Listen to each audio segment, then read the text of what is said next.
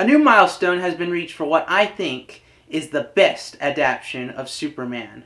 Happy 25 years to Superman the Animated Series.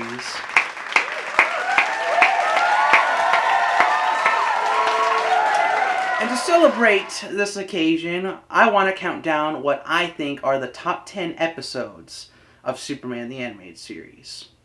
Also, before I start, I just want to say that World's Finest, Speed Demons, and other acclaimed crossovers from this show are omitted from the list, as those are no-brainers. Why wouldn't you want to watch these episodes? They're some of the best crossovers that I've ever seen. Nonetheless, let's get started.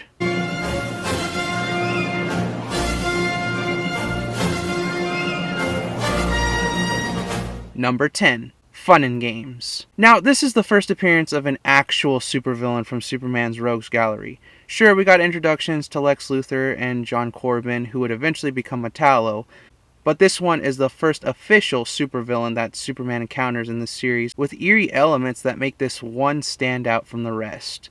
For one, some villains had to be slightly reinvented for them to be intimidating or for them to make for a more compelling villain, much like what they did with Mr. Freeze.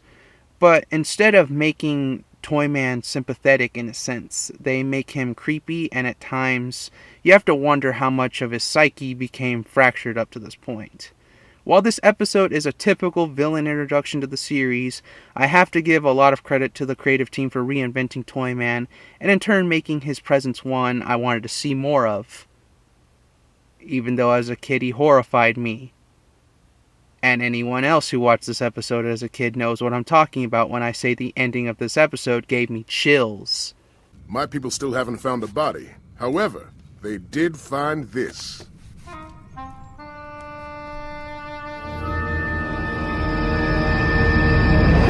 Ugh.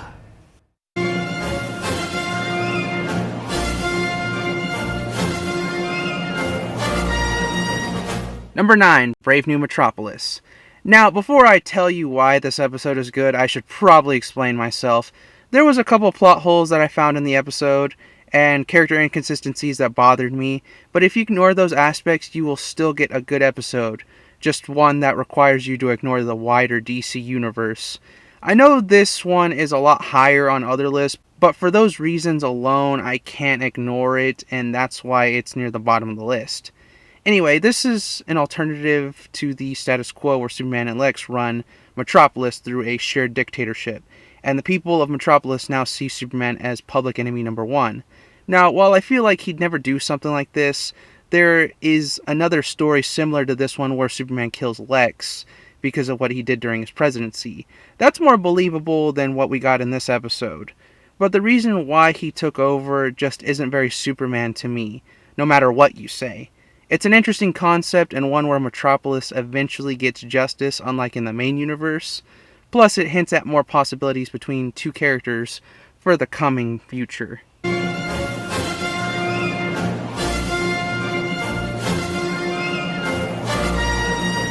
Number 8. Nighttime. I think out of all the crossovers on this show, this one and another that I'll mention later on in the list are pretty underrated. There's just a lot of fun to be had with this one.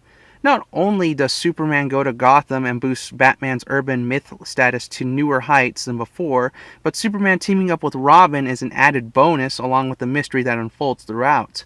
A lot of Batman's Rogues Gallery cross paths with Superman, and it is very entertaining. The back and forth of Superman and Robin is a duo I didn't know I needed more of. The revelation of this episode works very well, and it's an episode that goes unsung. I don't know for what reason, but it should get more praise.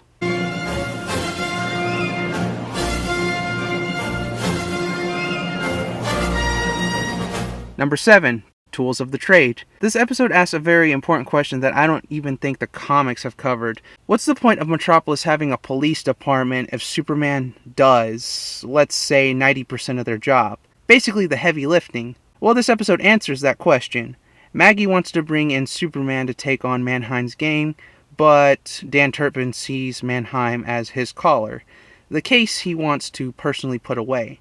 There's a lot of focus given on Dan Turpin in this episode, and by the end, the question answers itself in a respectable way. Also, this episode is the very one that introduces my favorite villain of all time. You may call me Darkseid.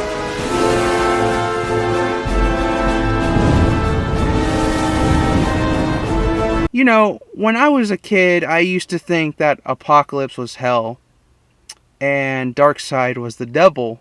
It seems like I might have not been far off.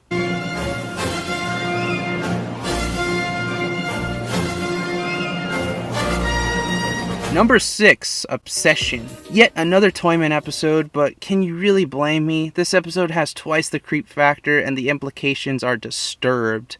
Toyman returns after quite the hiatus, but his return was one worth waiting for as he's after a supermodel named Darcy. The story is more personal in this one to Toyman, but I'm not going to say why. Along with Clark doing some investigative journalism mixed with his usual superheroics, the action is also notably above the usual animation quality, and at the very end Superman gives another example of not being just pure brawn, but also brains. DCAU Toyman's episodes are must-watch episodes. The reason why I put this episode higher than the introduction was solely because of his motive.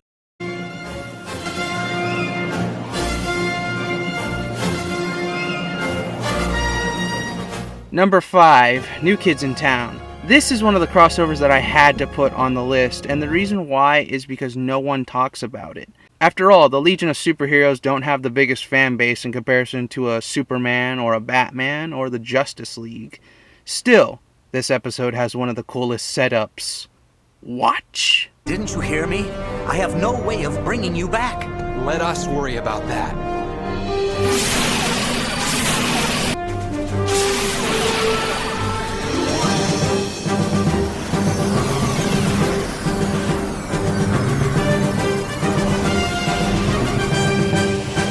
Chameleon Boy, Cosmic Boy, and Saturn Girl go back to the past to protect Clark Kent from Brainiac. Now, while it's cool that chronologically this is Brainiac's last appearance in the DCAU, it's the first time him and Superman clash. And while protecting Clark and his development of becoming less of a show-off and more of a stoic do-gooder, the reason why I like this episode is because of the differing personalities of the three Legionnaires and how they interact with the characters they meet. This episode is yet another from the DCAU catalog that I think would make for a good standalone movie, if done correctly. There's a lot you could expand on. This episode is another of the unsung episodes of Superman the Animated Series.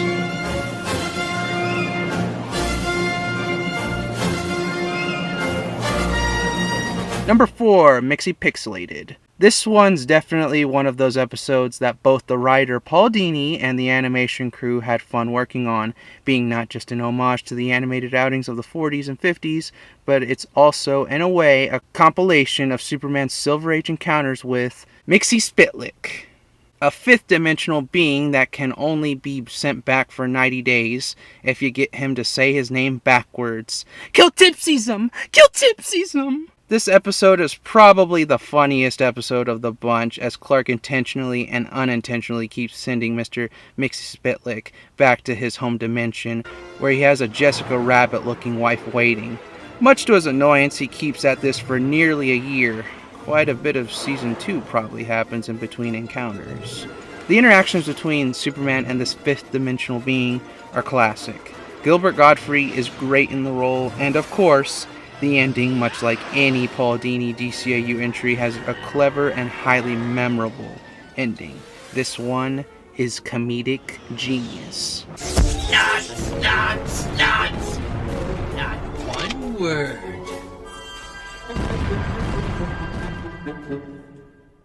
Now, the last 3 entries of this list can be put in any order, because there is no wrong order with these 3. But I'm putting them in the order of my personal ranking.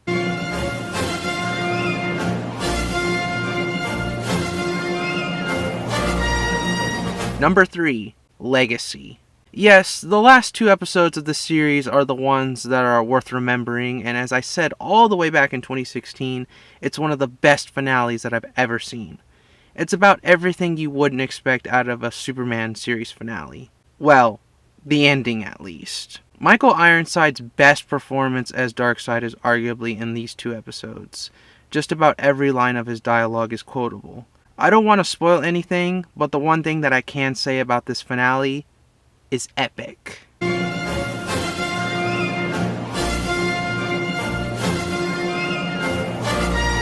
Number 2, Apocalypse Now. This, in my opinion, is the Season 2 finale, and what a season finale it is.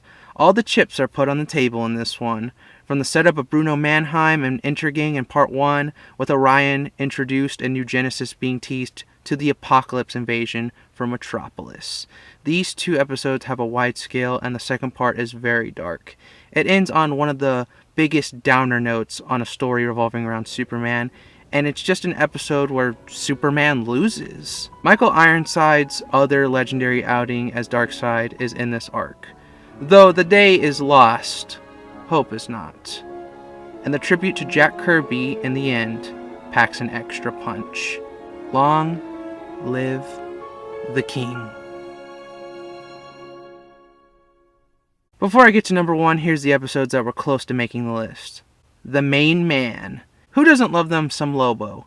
And if you didn't know, a Justice League villain cameos in this arc. See? Someone's paid me a heap of cash for your carcass, and the Main Man always delivers. My Girl. Okay, I don't have the greatest knowledge of Silver Age Superman, but why didn't he stay with Lana Lang? Remember, if you ever change your mind about me, feel free to fly on up anytime. Target. Before this episode, I wasn't exactly the biggest fan of DCAU Lois Lane, but seeing this side of her was refreshing and actually made me care.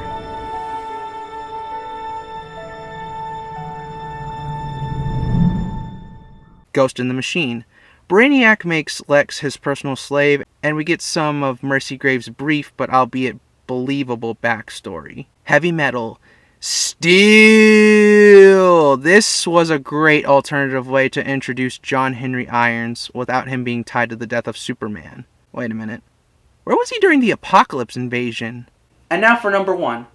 I already named off both Darkseid arcs, so what could it possibly be? Easy. It's something a little closer to the collar than world-ending events. It's having your alter ego ousted, and the life of a human being hanging in the balance.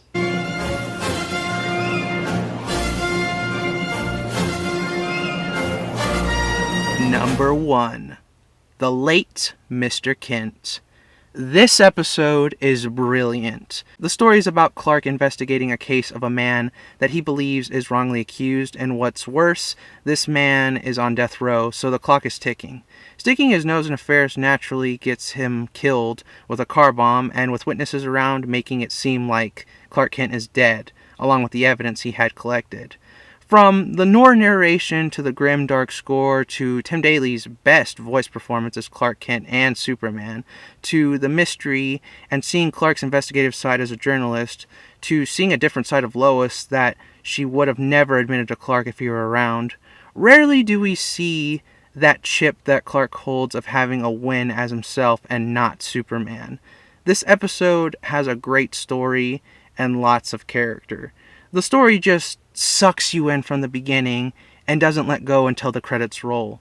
And the ending, what an ending. This episode is the best one for these reasons. Well guys, what'd you think of the list? What's your personal favorite episode? I'm Lino Mars of the Human Productions crew, and as I said before, happy 25th DCAU Superman.